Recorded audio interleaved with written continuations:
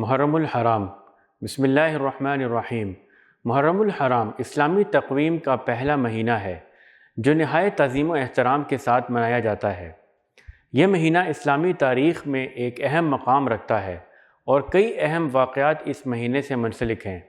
اسلامی سال کا آغاز محرم الحرام سے ہوتا ہے اور اسی مہینے کی 10ویں تاریخ کو یوم عاشورہ منایا جاتا ہے، جو کہ ایک اہم اور بابرکت دن ہے۔ نبی کریم صلی اللہ علیہ وسلم نے فرمایا، عاشورہ کے دن روزہ رکھو، انشاءاللہ ہم اگلے سال 9ویں تاریخ کا بھی روزہ رکھیں گے۔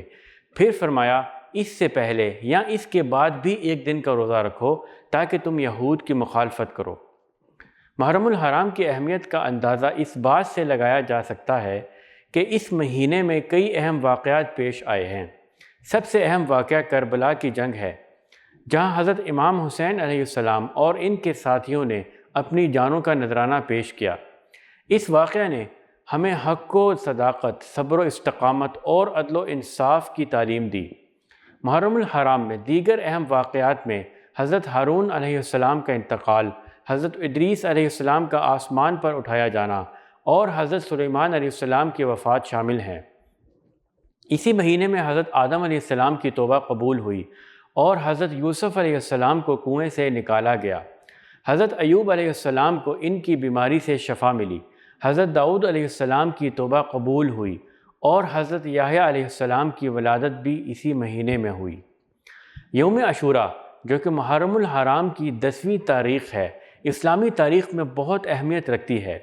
اس دن کئی اہم واقعات پیش آئے، جیسے کہ حضرت موسیٰ علیہ السلام کی فرعون سے نجات، حضرت نوح علیہ السلام کی کشتی کا جودی پہاڑ پر ٹھہرنا اور حضرت یونس علیہ السلام کا مچھلی کے پیٹ سے نجات پانا۔ حضرت ابراہیم علیہ السلام کی پیدائش اور حضرت عیسیٰ علیہ السلام کی آسمان پر اٹھائے جانے کے واقعات بھی اسی دن سے منسوب ہیں۔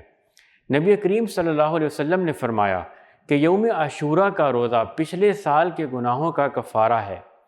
اس دن کا روزہ رکھنا اور عبادت کرنا مسلمانوں کے لیے باعث اجر و ثواب ہے۔ محرم الحرام کے دوران مسلمانوں میں عبادات کی کثرت ہوتی ہے۔ روزے رکھنا، نمازیں پڑھنا، ذکر و اذکار کرنا اور صدقہ و خیرات دینا اسی مہینے کی اہم عبادات میں شامل ہیں۔ حضرت امام حسین علیہ السلام کی قربانی کی یاد میں مسلمان اپنے اعمال کی اصلاح کرتے ہیں اور اپنے اندر روحانی اور اخلاقی تبدیلیاں لانے کی کوشش کرتے ہیں۔ محرم الحرام کا استقبال کرتے ہوئے ہمیں اپنی زندگیوں میں اسلامی تعلیمات کی روشنی میں مثبت تبدیلیاں لانی چاہیے۔ ہمیں حضرت امام حسین علیہ السلام کی قربانی سے سبق لیتے ہوئے حق و صداقت کا علم بلند رکھنا چاہیے، زیادہ عبادات کرنی چاہیے اور لوگوں کے ساتھ حسن سلوک سے پیش آنا چاہیے۔ حضرت امام حسین علیہ السلام نے ہمیں یہ سبق دیا کہ حق کے راستے پر چلتے ہوئے کسی بھی قسم کی قربانی سے دریغ نہ کریں۔ اللہ تعالی ہم سب کو محرم الحرام کی برکتوں سے مستفید فرمائے اور ہمیں دین اسلام کی صحیح پیروی کی توفیق عطا فرمائے۔ آمین۔